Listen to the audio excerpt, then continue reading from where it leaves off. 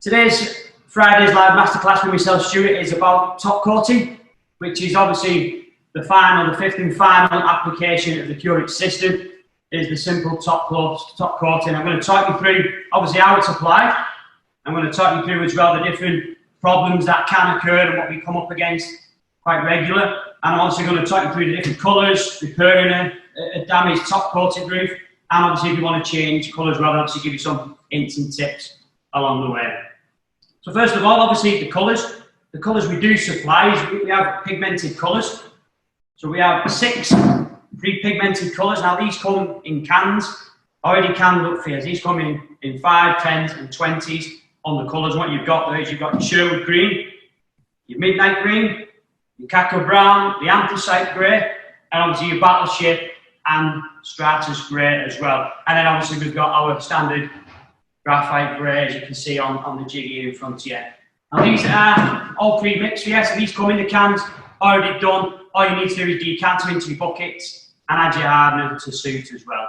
Now obviously with the Cure It system we can supply you with any colour you want. As long as you give us a BS or a RAL number from any colour chart, we can match that up here. So if you've got like fascia detail or lanterns that you want to match up with a certain colour, then we can provide that for you as well. And I'll show you about the mixing the separate colours later on as well at the final stage of today's session. But obviously with the top coating, when you've laminated, that's the time, and obviously you can tell by touch when you're laminating, so when it's slightly tacky, that's the best time to actually apply your top coat as well. Now obviously we do recommend the same day, but if you do have to leave that, then there is a process that you can do to leave it. So if you've got scaffolding or people tiling in front of you or whatever, and you want to leave that off for a certain amount of time, then that's completely fine, and I'll show you as well what to do when we come to top coating. But just for your standard, if you get it laminated and you want to top coat the same day, once that's tacky, that will give you the best bond between the layers. Now obviously, once it's cured, we're going to sand that surface up. All we're going to do is just with a 40 grit sandpaper, and all we're going to do is just lightly sand up that laminate. And what we're doing when we say lightly sanding up, what you will have is little loose fibres, and all we're doing is topping them. The more you sand it, the better finish you will achieve. And it is a simple process of applying the top coat, but it is the one that will give you the best finish as well at the end. So you want to make sure you get it right, get it finished, and make sure it's a superb quality at the end. So just give it a light over. All we're doing is getting rid of that surface, topping it, and any little corner details as well. We're just going to rub them through, just so everything blends in a little bit neater. Once you've sanded it, obviously there is a little bit of dust as well, so we're going to wipe that over with acetone. One thing as well is your chase out. So if you've got like a D-trim on the job, it's important to get this chase out done before you top coat. Obviously once you top coat it, there's a chance of that dust sticking on it or damaging it or cleaning it off further on. So any dirty work, anything like that, make sure you get your grinder and we'll chase them through. So just using your grinder disc, and obviously use your PPE, so your dust mask and your glasses as well, especially when you're going through any mortar. I will just chase that through for you. So with your grinder, what we're going to do is in that brickwork, so where the top height is, we're just going to force it through.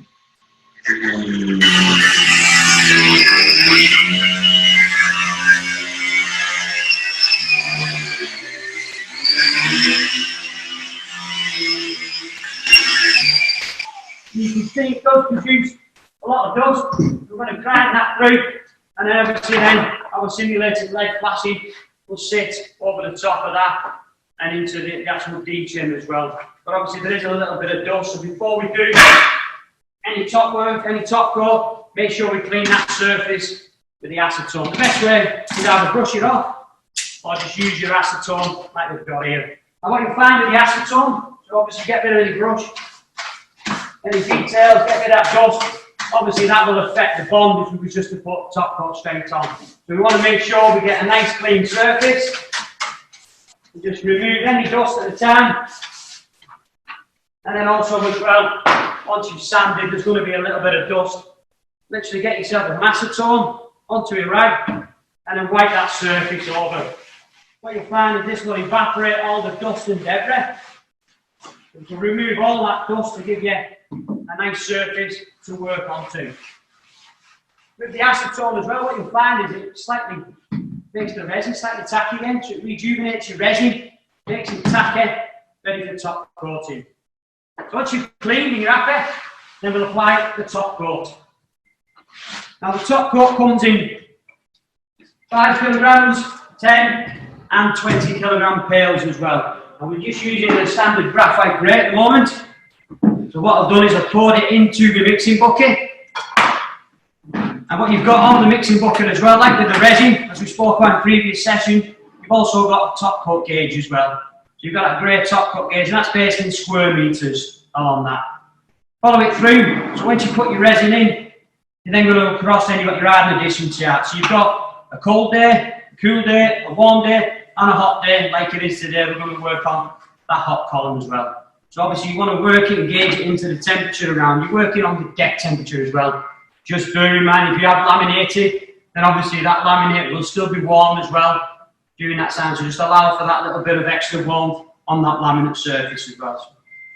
So once you put your top coat in your bucket and you know exactly how much hardener to put in, I'm going to wear my gloves, then we'll start to apply the hardener. Now, even though people mistake it as a paint and it's coloured and everybody treats it like a paint, it's still a resin base, so it still requires the hardener. If you don't put the hardener in, it won't cure. It's as simple as that. So we need to make sure we put the correct amount of hardener in. Before I put the bucket, and what it's saying to me at that top level is I want to put 30 ml of hardener. Using your safety dispenser, I'm going to squeeze that up and I've got my hardener in. I'm working with summer today with it being a hot day. And don't forget, we also have the extra slow as well. So really hot days like today, you can come back a little bit with the extra slow hardener as well. But you've got guidance all on that bucket. Pop your 30 ml in. And then I'll just give that a good stir. And what we recommend with the top coat is just mix yourself a small batch. Mix yourself a small batch of resin. And what I'll do is I'll go around the actual perimeter to start with. So just give it a good mix up, roughly about 30 to 60 seconds, making sure you get all the hardener mixed in with that resin.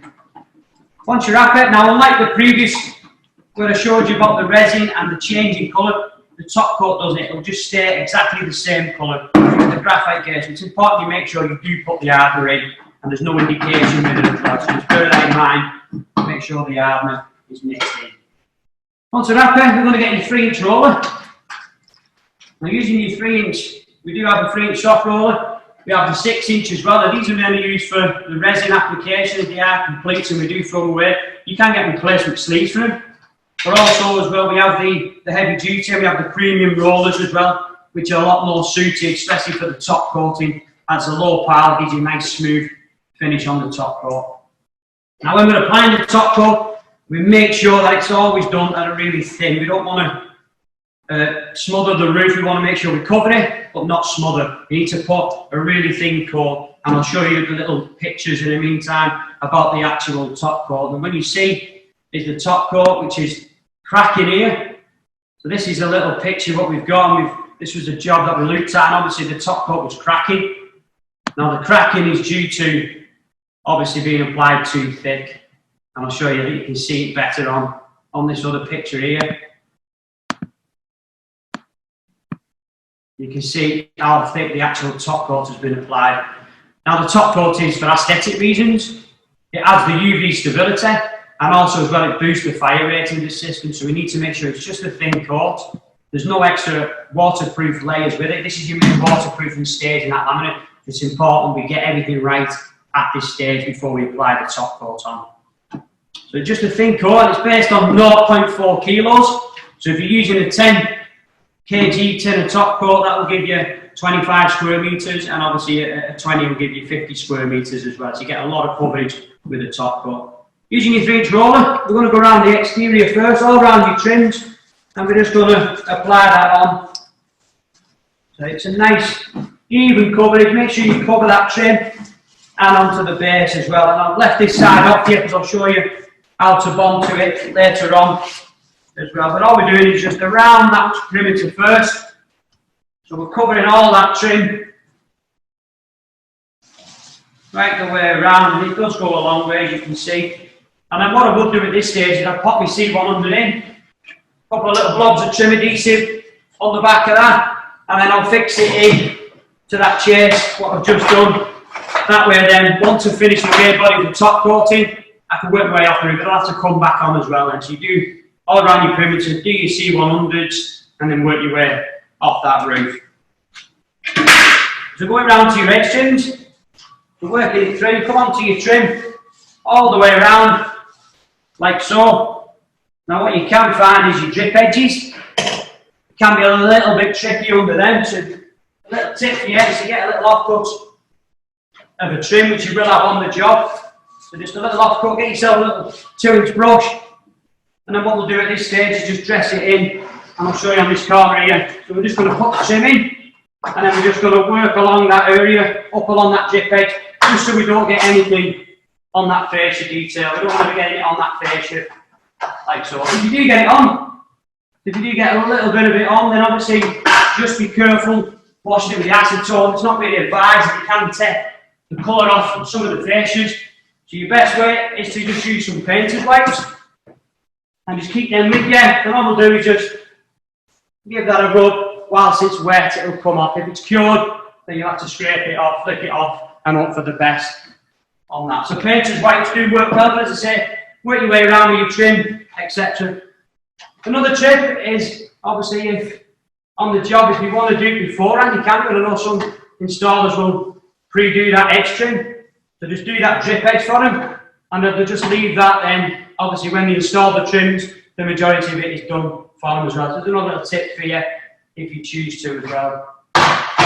So going on, so once you've done all around the perimeter, and we'll tend to just leave that for the time being, and what we'll do is let that cure. Once that's cured, we'll then put masking tape up as well if you're doing like a non-slip finish, which I'll show you on here as well. So if we're doing a masking tape, so we'll just masking tape up onto the area where it's fully cured. That way then when you do come to put the slate granulated finish on, you'll end up with a nice smoother fresh line where that masking tape is. So once you've done all your edge trim, use your premium roller, which is probably better suited for your top coating.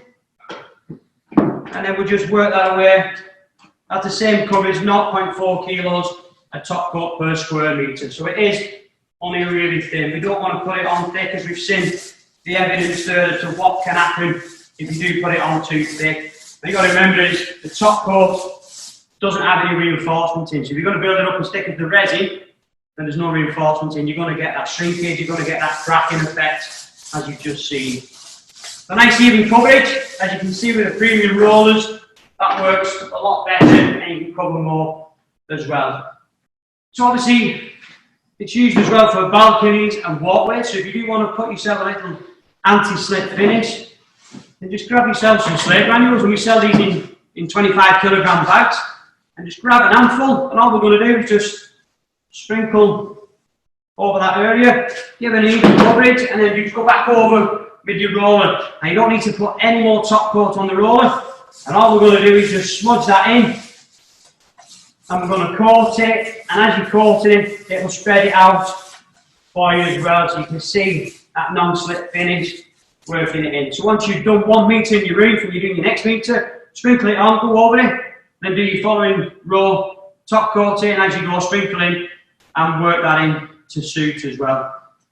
Alternatively, if you want the highest fire rating possible on a flat roof, which is FAA, and you can achieve that with the Cure It system by simply just covering the slate granules whilst the top coat's wet. So obviously, whilst it's wet, apply your slate granules on. Once they're cured, brush off any excess, and that will give you your highest fire rating possible. As a standard, it's covered with BS 476 Part 3 for the standard system, with just as smooth as FAC, and then you've got FAA then if you want to put the slate granulated finish on. And obviously, where you put your masking tape, you can get that off here. It's just simply just peel that masking tape off, and you can see there you have some nice straight fresh lines. So if that was around the front edge here, you'll have a nice smoother finish as well. So that's basically your top coating. Obviously, like I say, keep it on nice and thin and apply it to cover, and you've got the different optional slate granulated finishes as well. And obviously different colours, which I'll show you a colour in a minute for your pigmenting. Now obviously, There can be an issue where you might have top coated, or the scaffolding and someone's damaged it, or whatever's happened. You're out on a building site sometimes and damage can occur. So if you do need to repair the top coat, then it's a really simple process as well. But obviously we'll need to sand that down. And the reason we need to sand it down is you can see the top coat finishes, there's waxes in that surface. So if we was just to put top coat on top of top coat, which is a massive no-no, what you'll end up then is delamination occurs and you'll end up with flaky top coat. Now I have got a little picture here as well to show you, so you can kind of visually see what we're talking about. And you can see on here the flaky top coat. Now it has been applied a little bit thick as well, but also as well you can see the grey under the actual grey as well. So when you're applying top coat on top of top coat, it's just going to peel off and you're going to end up with that delamination, and it just spoils the appearance of the roof. It won't necessarily cause the roof to fail, but it will obviously spoil the appearance as well. No doubt the customer will be ringing you over that. So obviously to sand down, we spoke about on the top coat, you can use just a 40 grit sandpaper. But when we say what we need to do is to get it right back down, we need to key it up, give it a good rub down. Now you can use the sandpaper, and what we're going to do is, it's just a damage like we've got here. All we need to do is come roughly about 100 mil around that area. We want to come 100 mil past that damaged area. And we're just going to sand that up, give it a good key up with your sandpaper. Or alternatively, which is a better way, especially if you're going to redo the top coat, is the little flappy disc you can purchase with your grinders. The little flappy disc on, obviously you use your PPE, glasses and your dust mask, and then we'll just grind it. And you'll see how quick this will eat away the top coat. So it's rubbing it over.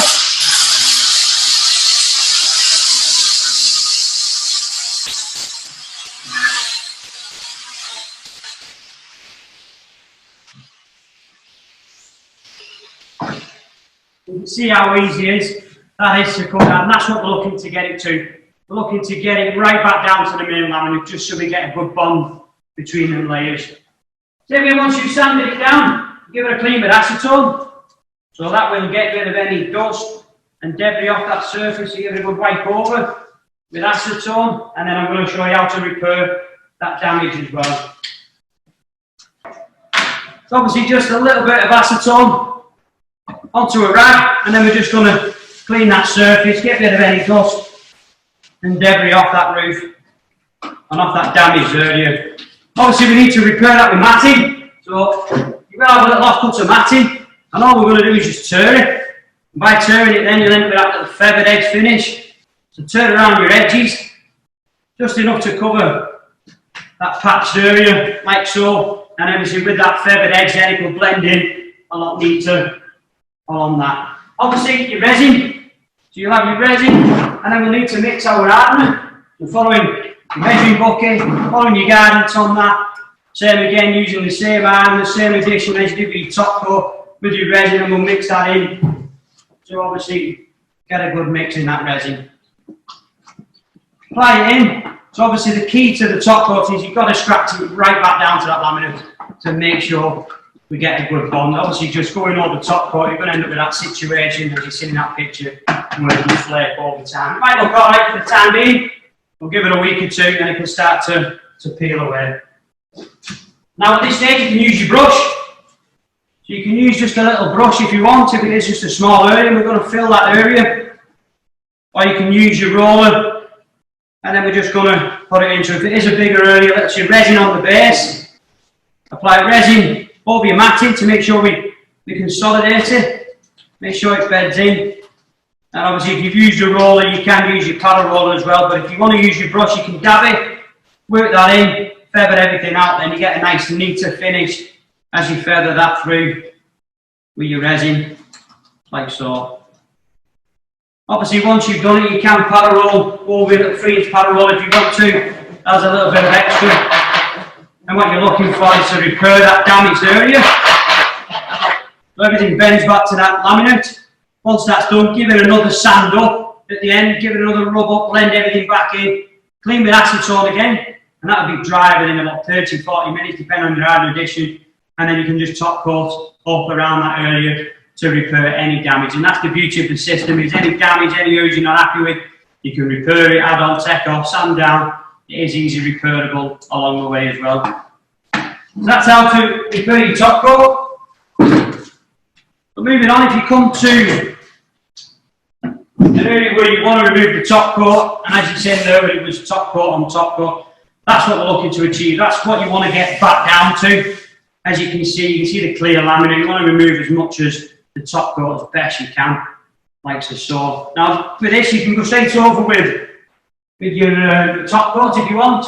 You can go straight over with it, or you can also apply a thin wash coat of resin. So it depends on how old the roof is. If it's been over a long period of time and prolonged life of the roof and you want to do a fresh top coat, then obviously I would recommend a little wash coat of resin. When we say a wash coat of resin, all we're looking for is just a really thin coat. We're not putting a lot of resin on, 0.2 kilos per square metre. And all we're doing is just literally coating over the top with a nice thin coat, like so. And that will then guarantee the better bond than just putting top coat on. That will make sure you get the better bond between the polyester resin once that's cured and gets slightly tacky again. You don't need to sand that down now at this stage. And that gets tacky, go straight on with your top coat to finish it off. And this is what it will cure like once you put your wash coat on. Obviously, once you've done your wash coat, you will end up with a nice coloured finish like this. Obviously, that's wash coated down. Still little bits of grey, which is fine. But I've given a nice little wash coat of resin, and it's now ready for a colour. So I'll show you how to do I'll put it in the graphite, the Sherwood green. So this is the Sherwood green, the pre-pigmented colour, which is seen on that chart.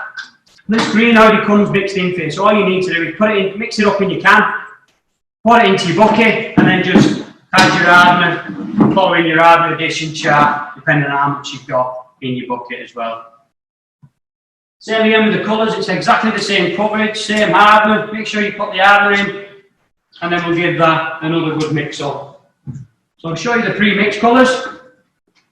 Make sure you give it a good stir, same again, 30 to 60 seconds, really mix it in. Sometimes you can get lads who will just mix it on the side and just want to give it a little stir around with a roller, and you get poor curing, ends up sticking, tacky areas, some curing, some not. So it is important you really do give it a good mix up to get the best coverage and best finish on your roof. Once you give it a good stir, same again, nice and easy with your roller, with it being a premium roller or your standard roller, just a really nice thin coat, and you can go over the top of the grey with another colour if you want to. So if you are changing the colour or the customer doesn't like that colour, then you will need to sand it down as I've done. A little bit of a wash coat with resin, only a thin one, we're not building it up too thick, and then a nice even coverage of top coat, starting to stick to that 0.4 kilos per square metre. And same with this, then you can add optional finishes, you can keep it smooth like we've got, or you can add the additional finishes with the slate granules. So even though it's a colour, and you're still putting grey slate granules in, just a nice even coverage. And then we'll go back over, sprinkle them in as well, so you get that nice key under your foot to that top coat. That's your non-slip finish. Then obviously your Sherwood green over the top of the grey if you want to change that colour further down the line. So moving on, I'll leave that there to be honest with you. I'll show you now the pre-mixed colours. Now if you order a special colour, so if you order, like I've got now is a yellow, if you want to order a colour, all you need to do is give us a BS or a round number from any colour chart and we can supply you with that colour. And what I'll do is I'll put my masking tape up, so I'll keep that nice even line here, so you get that nice finish. This might be like a step feature, or if you're highlighting a step, or maybe a designated walkway on a roof or something, and you want to add additional colours to it, then obviously we'll laminate, do your grey, let it finish, let it cure, and then we can mix the additional colour to suit as well. But what you'll find with if it's not a pre-mixed colour, then you'll get a little white pigment, and you'll also get a nice clear, or neutral, should we say, top coat. So this is your top coat, which is neutral, and then you'll get a nice pigment in that. Now, based on percentage. So for a 10, you're going to put 1 kilo of pigment, and if it's a 20, you're going to put 2 kilos of pigment as well. Obviously, lighter colours, you can put a little bit more in, but that's basically for 1. For 10, you're going to put 1 kilo, and for 20, 2 kilos as well. So obviously, with your pigment, just open your can, open your little pot, and then we're just going to pour that pigment into the actual tin itself. So pour it all in, and then give it a good mix. So we want to make sure you mix it all in, so when you put your pigment into your clear, and then give that a good stir. The reason we put it in the tin first is obviously, one, it's easier to mix it as a whole, so you can get it all mixed in, and also you don't need to use it all. If you just pour in the bucket what you want then, and then you can use it as and when you want it, and you've got them colours as well. So obviously just give it a good stir, and you see all that pigment mix into that neutral top coat, like so, and you should be left with that colour that you chose, or that colour you want for your roof. Obviously you pour the amount into the mixing bucket, so whatever you choose. Same again, following the top coat gauge, is pop that in, plenty in there, and then we'll give that another mix up again. So same again, even though your pigment looks like a paint, you still need to make sure you put the hardener in. The same hardener addition again, we do try and stress that on. There's quite a few times where people will put the hardener in, and opposite, the roof will stain. Tackate will never cure. You need to make sure you do put the hardener in. Obviously give it a good stir up, like so, and then just with your roller, which we've got a little 3-inch roller here, and then we'll just coat over that area. Make sure you get plenty on, you can see the colour now, and then we'll just go over the top, so it's a bright colour. You can just work it in and apply that on to suit. So you can put different colours in to suit your roofs and so on. Obviously lighter colours do require a little bit more. You can see the way it can go on nice and easy, and obviously just peel the thing off the top, and you're left with different colours. So you're doing like a highlighting way, designated walkway. You've got that nice colour finish to suit as well. And same again, you put the anti-slip in if you want, and that way on. So obviously if you do mix in the pre-mixed colours, they come already done for you. And obviously if you want another colour, then you've got that there to add in, put it in. As long as you give us a BS or a round number from any colour chart, we can supply you with that colour. And with top coating, obviously it is really thin, as we spoke about. Don't be putting top coat on top coat. Make sure you sand it right back down if you ever do need to repair the top coat. But also as well, when you're top coating, especially in the winter months, which are coming upon us at the moment, well later on, it's a 3 month, is what we say is roughly in that winter months, is 3 o'clock is really a cut off. And the reason for that is it does rely on the UV sunlight for the top coat to cure. And if there's no light on it, it can cure quite patchy in places. But also it can be exposed overnight as well, so it can stay slightly tacky overnight. It's exposed to the elements. And I've got a little picture here for you, which is contamination. This was left overnight, and obviously water droplets just lying on. You can see the stain, the white stain there, which is evident. And that's where the top coat hadn't fully cured, and the water had just contaminated that surface as well. So it's important, obviously, pick the right time of the day, pick the time to get it done, and you can go over the top with your top coat, but obviously keep it when it's dry. Any other water in it will contaminate your top coat as well.